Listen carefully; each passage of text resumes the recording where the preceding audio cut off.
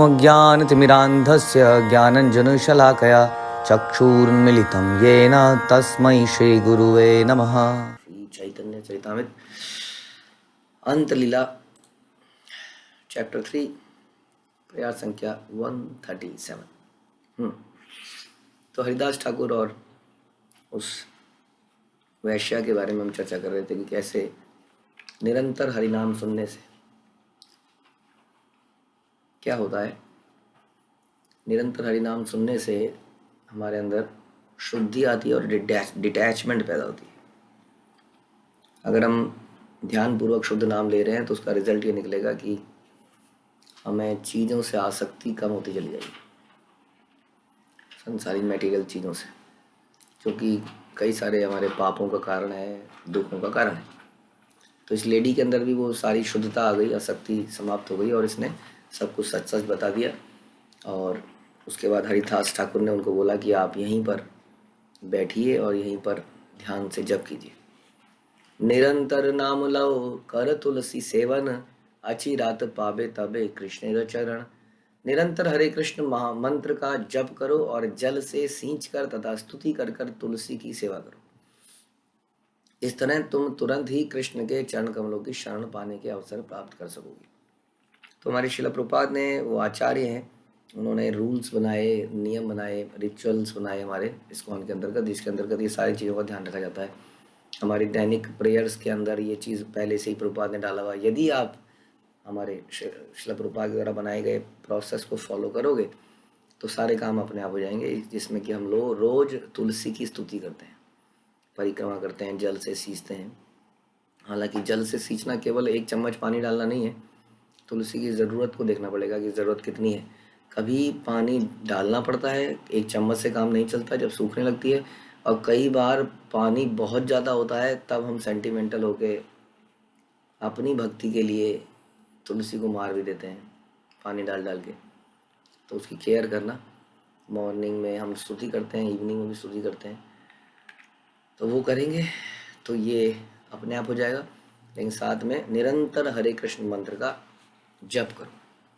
अगर आप ऐसा करोगे तो तुरंत ही कृष्ण के चरण कमल की शरण पाने का अवसर प्राप्त कर सकोगी।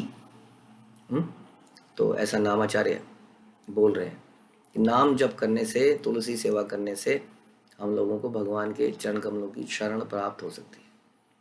तात्पर्य प्रभुपाद बता रहे हैं कि कम से कम 5000 वर्ष पूर्व भगवान कृष्ण ने इच्छा व्यक्त की थी कि हर व्यक्ति उनकी शरण में जाए। सर्वधर्मान परित्यज्य मामेकं शरणं व्रज। तो लोग ऐसा क्यों नहीं कर सकते? कृष्ण कहते हैं कि अहम त्वाम सर्व पापेभ्यो मोक्षयिष्यामि, कि मैं तुम्हारे सारे पापों को भी ले लूंगा, हर लूंगा, डरो मत। हर व्यक्ति अपने पाप कर्मों का फल भोग रहा है, किंतु कृष्ण कहते हैं कि यदि आप उनकी शरण में जाएंगे तो वो पापों को हटा देंगे। किंतु आधुनिक सभ्यता ना तो कृष्ण में रुचि रखती है, न ही पाप कर्मों से छुटकारा पाने में। हमें ऐसा लगता है कि हम अपने पाप कर्मों से दूर जा सकते हैं किसी ज्योतिषी को दिखा के या मॉडर्न टेक्नोलॉजी को यूज़ करके। यदि हम ये टेक्नोलॉजी यूज़ करेंगे तो ये वाला जो कष्ट मेरे जीवन में आ रहा है चला जाएगा, ये करेंगे तो ये कष्ट मेरे जीवन से चला जाएगा। तो इसी उधेड़ बुन में लगे हैं, भगवान की शरण में नहीं जा रहे हैं, इसलिए लोग कष्ट भोग रहे हैं। शरणागति ही भगवद गीता का आखिरी उपदेश है। किंतु जो व्यक्ति भगवान कृष्ण के चरण कमलों की शरण ग्रहण नहीं कर सकता, उसके लिए श्रेष्ठकर होगा कि हरिदास ठाकुर के उपदेशानुसार हरे कृष्ण मंत्र का निरंतर जप करे और फिर धीरे धीरे शरणागति पैदा करे। डायरेक्टली शरणागति कोई नहीं जा पाता है, क्योंकि पाप कर्म बहुत सारे हैं। हरे कृष्ण मंत्र जपने से वो पापों का, उनसे भी पापों का समाप्ति होती है। यदि हम, है ना, निष्ठा से, भाव से करते हैं तो उसका लाभ बहुत जल्दी मिलता है, नहीं तो लाभ देर से मिलता है। हम कृष्ण भावनामृत आंदोलन में अपने अनुयायियों को माला पर हरे कृष्ण मंत्र का लगातार जप करते रहने की शिक्षा देते हैं। This is practical application. केवल यहाँ पर प्रवचन नहीं है, प्रवचन के साथ साथ में कुछ इंस्ट्रक्शन भी दी जा रही हैं, कुछ करना भी होगा। अक्सर हम देखते हैं, अभी हमें कुछ दिन पहले ही मुझे पता लगा, किसी एक संप्रदाय में जो कि बहुत फेमस है, कोई व्यक्ति ने दीक्षा प्राप्त करी। तो हमने उससे पूछा तो कितनी माला पे दीक्षा आपकी हुई? कह रही माला नहीं करता मैं। हमने कहा मतलब? ना तो पहले करता था, मेरे माला में कोई रुचि नहीं है। तो लेकिन वो व्यक्ति क्या है, वो दीक्षित है व्यक्ति। तो इस प्रकार से इसका कोई लाभ नहीं है। हम लोग अक्सर, मैं ये चर्चा करता हूँ कईयों से कि कई लोग मर्सी मांगते हैं, कृपा मांगते हैं। तो कृपा के लिए हमारे आचार्यों ने बहुत ही बढ़िया दामोदर लीला में बताया कि कृपा ऐसे नहीं मिलती है। कृपा के साथ साथ में प्रयास करना पड़ता है, जैसा कि माँ यशोदा ने किया। अथक प्रयास के बाद ही कृष्ण बंधने को तैयार हुए। उसने सारी रस्सियाँ खत्म कर दी। हाँ उस घर की सारी गोपियों की कितना समय लगा होगा, कितनी मतलब आश्चर्यचकित रह गई होगी, ये हो क्या रहा है। तो हमारा प्रयास बड़ा ज़रूरी है। कृपा से काम चलता नहीं है सिर्फ, और सिर्फ हमारे प्रयास से काम नहीं चलता है, ये दोनों के कॉम्बिनेशन से ही काम चलता है। इसलिए हमें कुछ करना पड़ेगा। आप चाहे दीक्षा ले लीजिए, चाहे आप कुछ और कर लीजिए, लेकिन जब तक आचार्यों के बताए हुए रास्ते पे नहीं चलेंगे, कैसे हम आचार्यों को प्रसन्न कर पाएंगे। अक्सर हम सोचते हैं हमारे बड़े बड़े आचार्यों के आविर्भाव दिवस जाते हैं जिनको हम जानते नहीं हैं या जिनसे हम मिल भी नहीं सकते हैं, राइट। हाँ, इस्कॉन के जीबीसी हम उनसे कहाँ मिल पाते हैं, अक्सर मिल पाते हैं तो थोड़ी देर के लिए। कैसे उनको प्रसन्न करें। शिल प्रभुपाद तो चले भी गए, हमारे संस्थापक आचार्य, कैसे उनको प्रसन्न करें, इतना मुश्किल काम है, कैसे प्रसन्न करें। अब तो चले गए।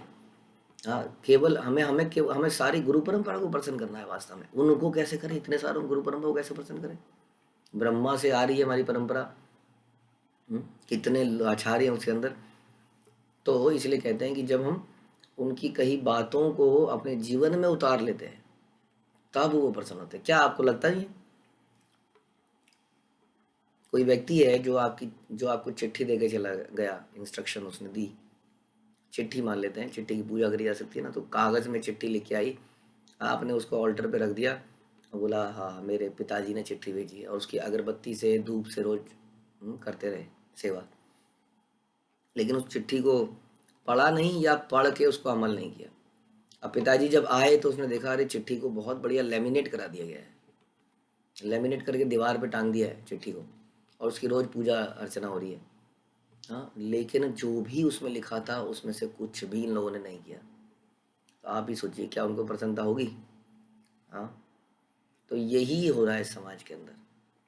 हम लोग बहुत ही कृपा मांग रहे हैं, बहुत कुछ कर रहे हैं, लेकिन जो बताया गया है हमारे आचार्यों ने, हमारे शास्त्रों में, परपट्स में, उसके ऊपर हमारा कोई विशेष ध्यान नहीं है। उसमें से कुछ चीज़ें हम कर पा रहे हैं, बहुत सारी चीज़ हम अभी भी नहीं कर पा रहे हैं, और हमें लगता है ये तो थोड़ा ज़्यादा है, ये हम कैसे, ये तो नहीं हो पाएगा।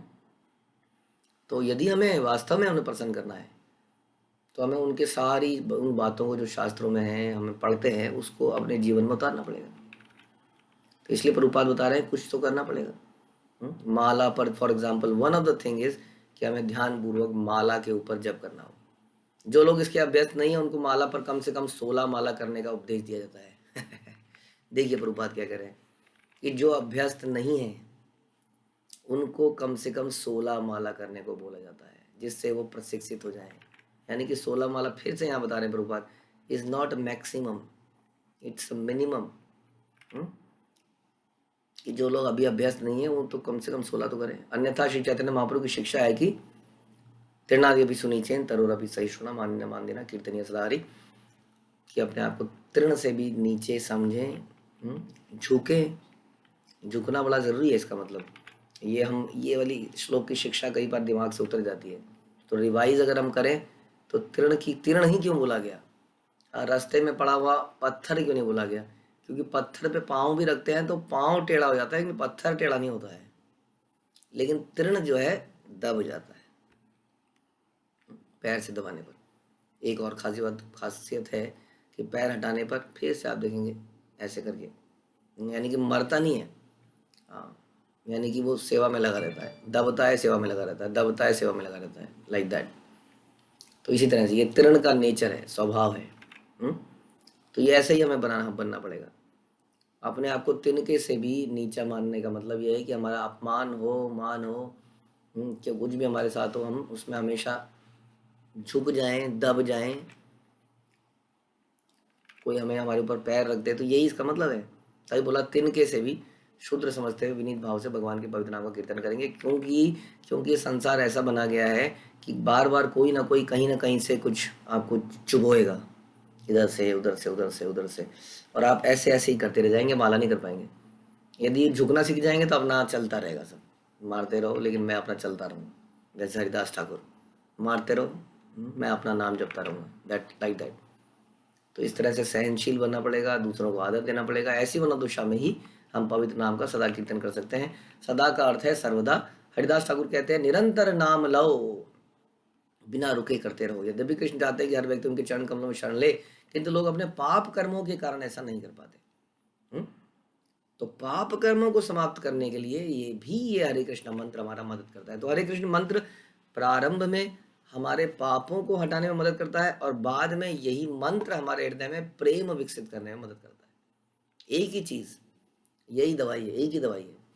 इस संसार में भी, गोलोक में भी, प्रारंभ में भी, अंत में भी एक ही दवाई है।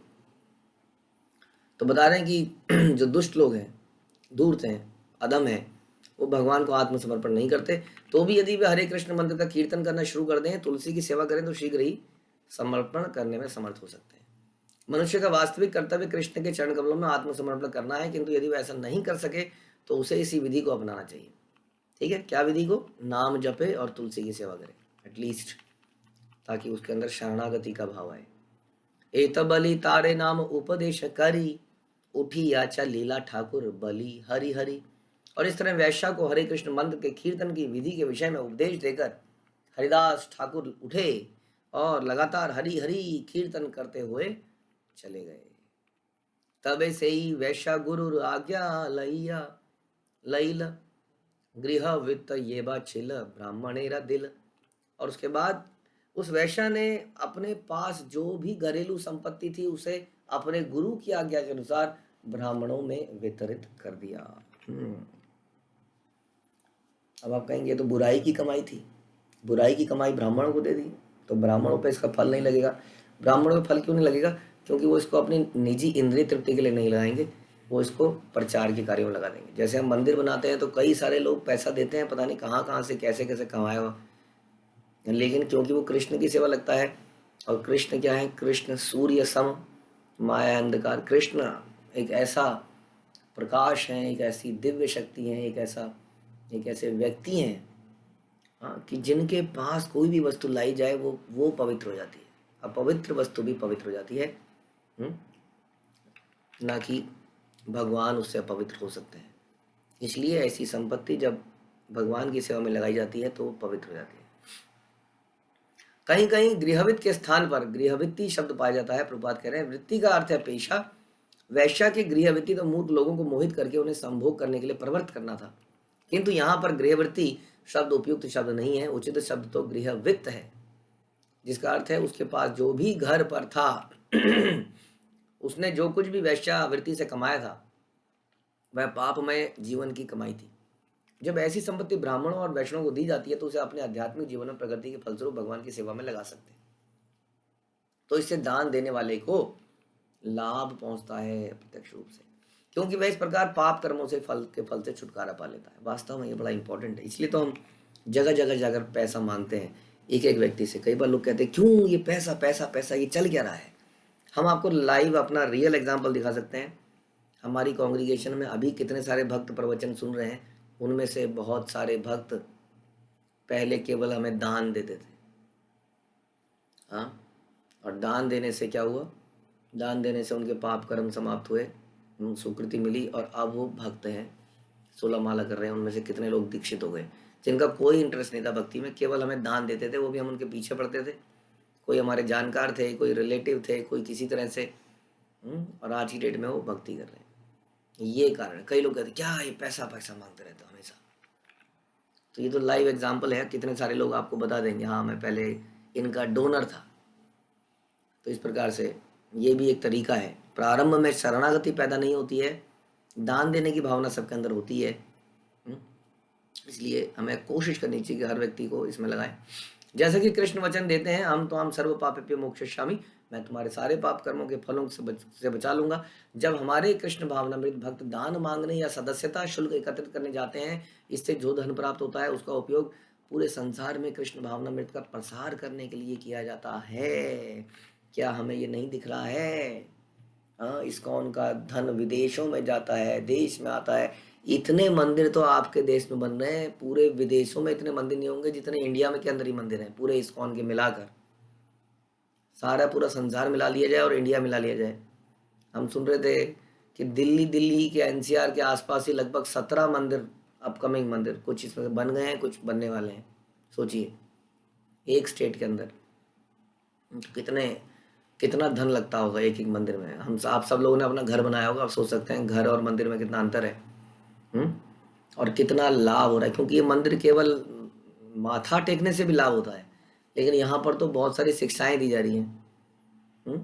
आरतियां हो रही हैं, कीर्तन हो रहा है, प्रसाद वितरण हो रहा है, प्रैक्टिकली हो रहा है। आप किसी भी मंदिर में जाके छापा मारिए, ऑडिट कीजिए, देखिए कि वहाँ होता क्या है, तब आपको रियलाइज होगा। सुनी सुनी बातों से काम नहीं चलेगा। बोलिए लोगों को, जिनके लोगों के मन में डाउट है, उनको बोलिए जाके एक बार देखिए प्रभु जी।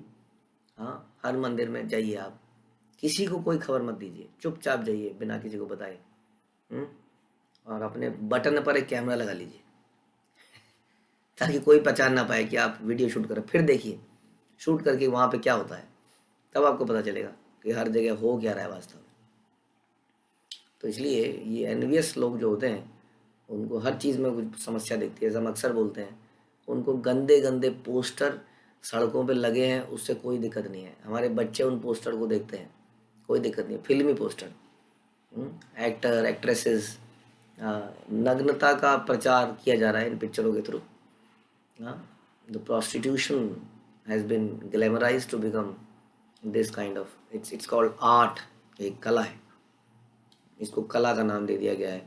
बहुत ही बढ़िया इसको रैपर लगा दिया इसके आसपास, और इसके लिए अनेक सिनेमा थिएटर खोले जा रहे हैं, उसमें किसी को कोई दिक्कत नहीं है। लेकिन ये इन मंदिरों में क्या हो रहा है, क्योंकि हम लोग मंदिरों को भी कई बार नॉर्मल वो सड़क के बीच में पीपल के पेड़ के नीचे बनाए हुए मंदिरों से कंपेयर कर लेते हैं, जहाँ पर पुजारी रोज धतूरा खाता है, सवेरे 8 बजे उठता है, फिर टन टन टन करता है।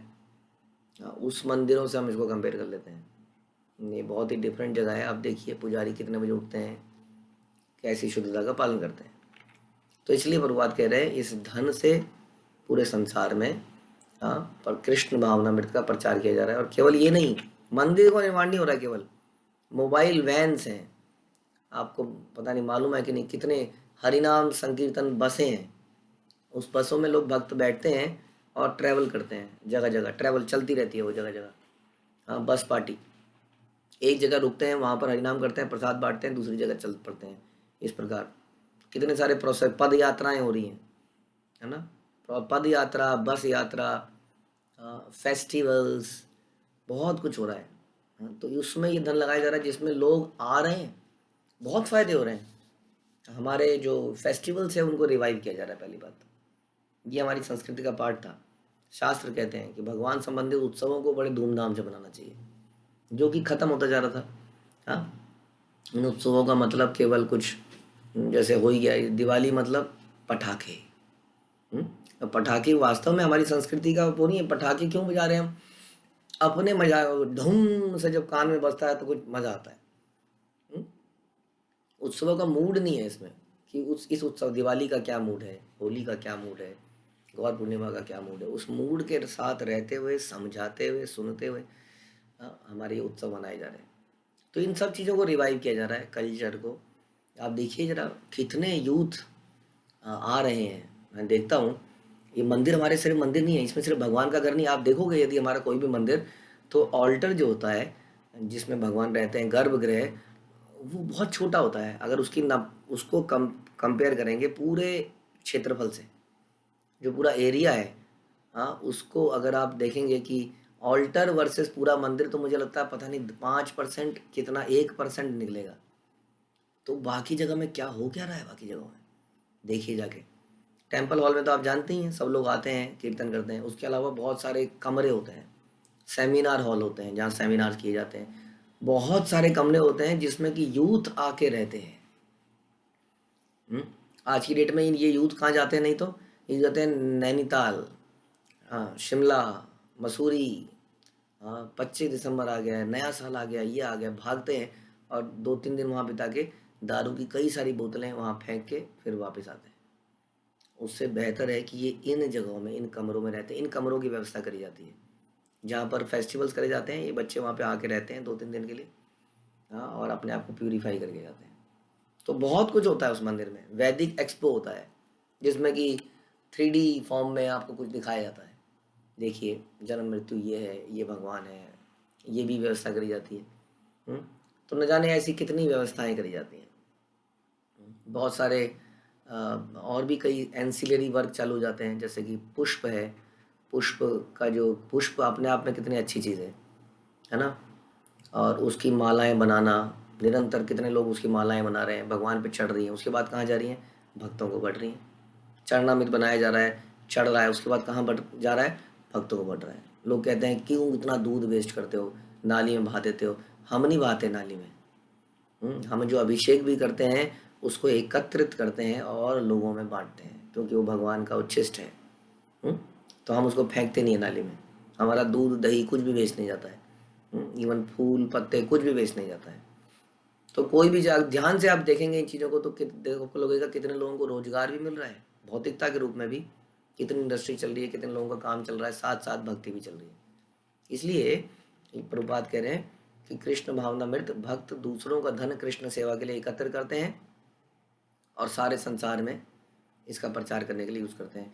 वे कृष्ण प्रसाद खाकर तथा कृष्ण को जो भी उनके जीवन निर्वाह के लिए देते हैं उसी से तुष्ट होते हैं। वे भौतिक सुविधाओं की इच्छा नहीं करते, किंतु वे वैश्याओं या इसी तरह के लोगों की संपत्ति को भगवान की सेवा में लगाने के कष्ट सहते हैं और इस तरह उन्हें पापों के फलों से मुक्त कराते हैं। एक वैष्णव गुरु धन या अन्य भेंटें स्वीकार करता है, किंतु वह इनका उपयोग इंद्र तृप्ति के लिए नहीं करता। एक शुद्ध वैष्णव अपने आप को एक भी व्यक्ति को पाप के फल से छुड़ा पाने में असमर्थ मानता है, किंतु किसी की गाड़ी कमाई को भगवान की सेवा में लगाकर उसे पाप के फलों से मुक्त कर सकता है। समझे आप? हाँ, वैष्णव क्या करता है? वैष्णव उस व्यक्ति को, उसके धन को, उसके समय को भगवान गुरु परंपरा की सेवा में एंगेज करता है और इस प्रकार उसको शुद्ध करता है। ये बहुत बड़ी कृपा है वैष्णव की, to engage us in the service of Krishna. यही उनका विशेष गुण है। एक वैष्णव गुरु कभी भी अपने शिष्यों के उपहारों पर आश्रित नहीं रहता। हरिदास ठाकुर के उपदेशों का पालन करके शुद्ध वैष्णव अपने लिए किसी से एक पैसा नहीं लेता, अपितु तो वह अपने अनुयायियों को प्रेरित करता है कि उसके पास जो भी है उसको भगवान की सेवा में खर्च करे। माथा मूड़ी एक वस्त्रे रही लसई घरे, रात्रि दिने तीना लक्ष्य नाम ग्रहण करे।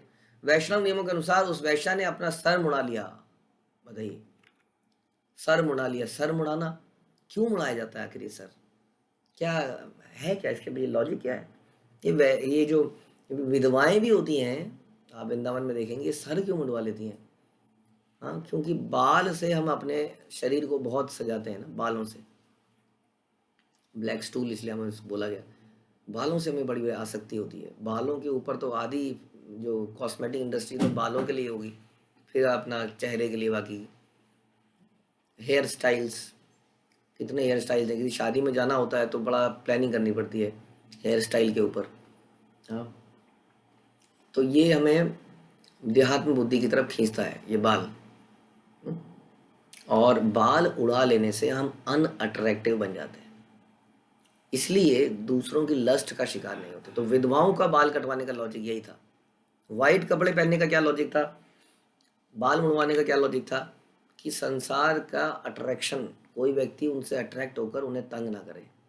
हाँ, क्योंकि अब उनका संरक्षण नहीं है ना पति का, तो इसलिए कोई उन्हें तंग करेगा, उनसे अट्रैक्ट होगा तो बाल मुड़वा लो अपने आप। हाँ, उसका जो अंदर से उबल रहा होगा लस्ट, वो ठंडी हो जाएगी देखते ही। तो इस प्रकार से तो वैश्या ने भी, क्योंकि वैश्या को, उस वैश्या को देखते ही लोग अट्रैक्ट होते थे ना, बाल मुड़वाते ही आदमी की शक्ल बदल जाती है। हाँ, इसलिए ये एक प्रथा है। इससे एक तो अपने को भी फायदा होता है। ऐसा नहीं है कि माताओं को बाल मुड़वाने हैं, लेकिन ऐसा नहीं कह रहे हम, लेकिन आप प्रभु जी तो अपने बाल छोटे कर ही सकते हैं, मुड़वा भी सकते हैं।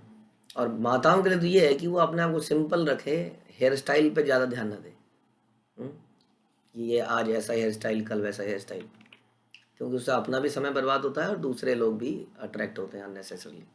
उस वैश्या ने अपना सर मुंडवा लिया और एक वस्त्र पहने उसी कमरे में रहने लगी। वह अपने गुरु के पद चिन्हों पर चलकर प्रतिदिन 3 लाख नाम का जप करने लगी। सोचिए, वैश्या जप रही है 3 लाख नाम 192 माला, समझ सकते हैं आप। ये होता है वैष्णव के टच में आने का प्रभाव।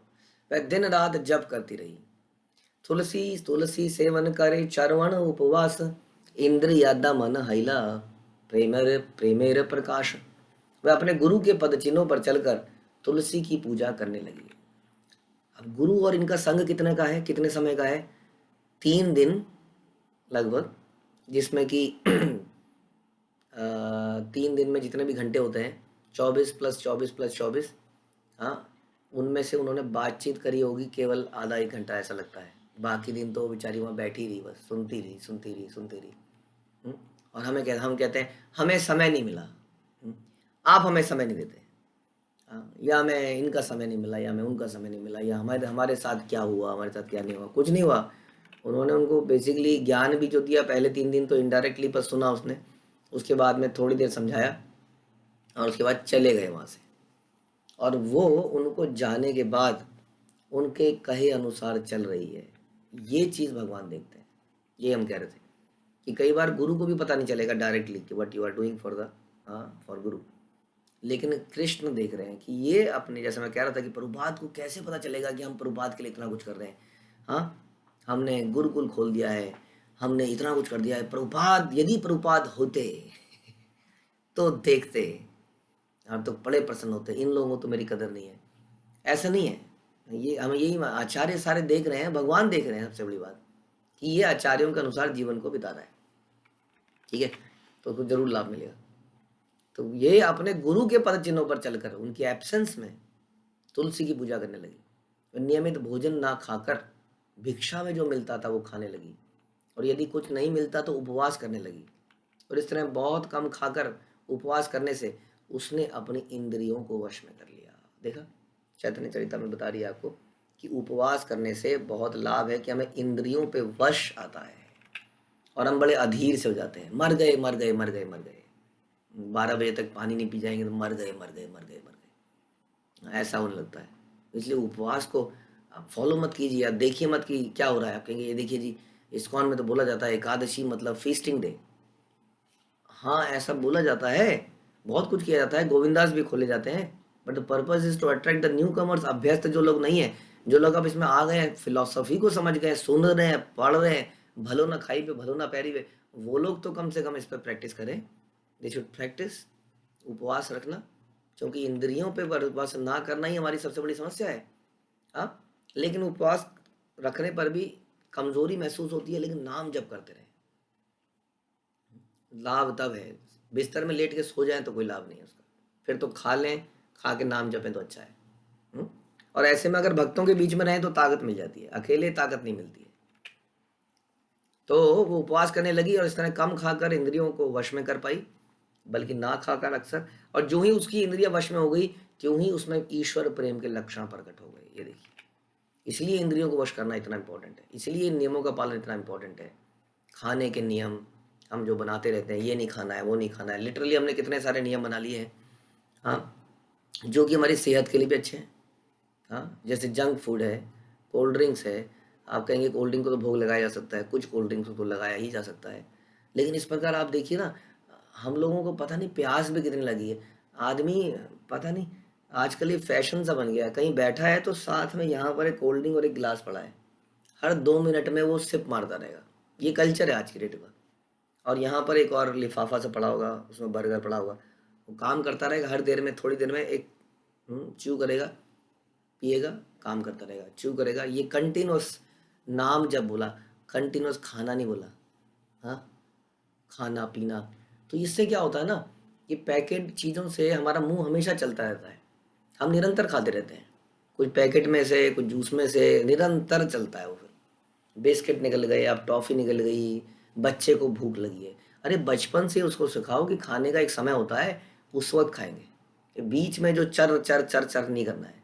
इससे बहुत फायदा होगा। यही बता रहे, इंद्रियों पे कहीं संयम करने से ही कृष्ण प्रेम के लक्षण प्रकट होने लगते हैं। इसलिए बड़ा जरूरी है ये। जानवर और हमें यही अंतर है, जानवर को कभी भी खिला दो, उसके बाद वो कई बार ओवर ईटिंग कर लेते हैं। हाँ, जैसे कुत्ता है, कुत्ता अक्सर ज़्यादा खा के ओवर ईटिंग कर लेता है और फिर वॉमिट करता है। तो ये जानवर, हम जानवर थोड़ी हैं, जब मिले तब खा लो। थोड़ी थोड़ी देर में घर में जाओ, किचन में घुस जाओ, किचन के डब्बे डब्बे झाँकने लगो, किचन में क्या है, डब्बे है ना, निकाला कुछ खा लिया, फिर थोड़ी देर में आए, कुछ निकाला खा लिया। तो ये मेरा मतलब है, खाने के नियम बनाइए, ये खाने का समय है, इस वक्त हम खाएंगे, ऐसे बैठेंगे तो हम खाएंगे, ये इस वक्त ये खाएंगे, इस वक्त ये। कई लोग बड़े परेशान हो जाते हैं, ये नहीं खाना है, वो नहीं खाना है, आप कहते हो मैदा मत खाओ, कहते कोल्ड ड्रिंक मत पियो। ऐसा कहाँ लिखा है इस कॉर्न में? मैदा क्या शाकाहारी कहाँ मना किया है क्या? मैदा क्या लहसुन प्याज है? मैदा क्या क्या है? अरहर की, क्या है अरहर की नहीं, हाँ कौन सी दाल होती है हमारी, मसूर की दाल, क्या है मसूर की दाल है। तो अब मैदा बंद कर दिया तो समोसे बंद हो गए, तो मैगी बंद हो गई, तो क्या क्या बर्गर बंद हो गए, पाव बंद हो गया, तो मतलब क्या खाएं फिर जीवन में? तो ये ये फिलॉसफी के पीछे रहस्य बता रहे हैं यहाँ पर प्रभुपाद, कि वो लेडी बहुत कम खाकर या उपवास कर कर उसने इंद्रियों को वश में कर लिया, और जब इंद्रियां वश में हो गई तो ईश्वर प्रेम के लक्षण प्रकट होने लगे। तो व्हाट इज द पर्पस? अगर हमने अपने पर्पस को प्राप्त नहीं किया तो फिर क्या किया बताइए? हाँ, तो हमने क्यों किया इतना कुछ? पर्पस कृष्ण प्रेम का लक्षण यही तो है। तो इस तरह से इंद्रियों पे संयम पाके नियमित रूप से खाकर, हमने ये नहीं करे मर जाओ, ताकत वाला प्रसाद पाओ। जैसे बताते हैं सतोगुणी आहार लाइफ बढ़ाता है, स्वास्थ्य बढ़ाता है। हाँ, मैगी लाइफ नहीं बढ़ाती है, स्वास्थ्य नहीं बढ़ाती है। Not Maggi, I mean any noodles which are fast food. इस तरह की चीज़ें स्वास्थ्य नहीं बढ़ाती हैं, उम्र नहीं बढ़ाती हैं, चेतना नहीं बढ़ाती हैं। बहुत समस्या है, बहुत चर्चा करी जा सकती है। मेन मुद्दा क्या है? मेन मुद्दा है इंद्रियों पे संयम। इंद्रियों पे संयम किए बिना कृष्ण प्रेम के लक्षण नहीं आ सकते हैं। यही है भोगेश्वरम प्रसक्ता नाम तया उपहत चेतसा। कृष्ण से इन भगवत गीता, हाँ, कि जो व्यक्ति इस प्रकार से इंद्रियों को तुष्ट करने में लगा है निरंतर, वो भगवत प्रेम प्राप्त नहीं कर सकता है। ठीक है, तो इसलिए हम लोग अपने जीवन में नियमन बनाए। जब एक वैश्या कर सकती है जो कि अभी तक तो टली इंद्रिय तृप्ति में लगी थी, तो हम क्यों नहीं कर सकते? तो ऐसा हम करने का प्रयास अवश्य करेंगे। और इस प्रकार हमने सुना कि जब हम आचार्यों की बातों को अपने जीवन में लाते हैं तो आचार्य बड़े प्रसन्न होते हैं। शिला प्रभुपाद वहाँ बैठे होंगे गोलोक में और बोल रहे होंगे, देखो भगवान ये मेरा शिष्य है, ये अच्छा काम कर रहा है, इसको अभी जब प्राण त्यागेगा तो इसको ले लेना आप। तो भगवान फिर मना नहीं करते हैं, राधा रानी की सिफारिश होती है, सब लगा होता है उसमें। तो इस प्रकार से आचार्यों को प्रसन्न अवश्य करें। हरे कृष्णा। श्रील प्रभुपाद की जय। श्री चैतन्य चरितामृत की जय।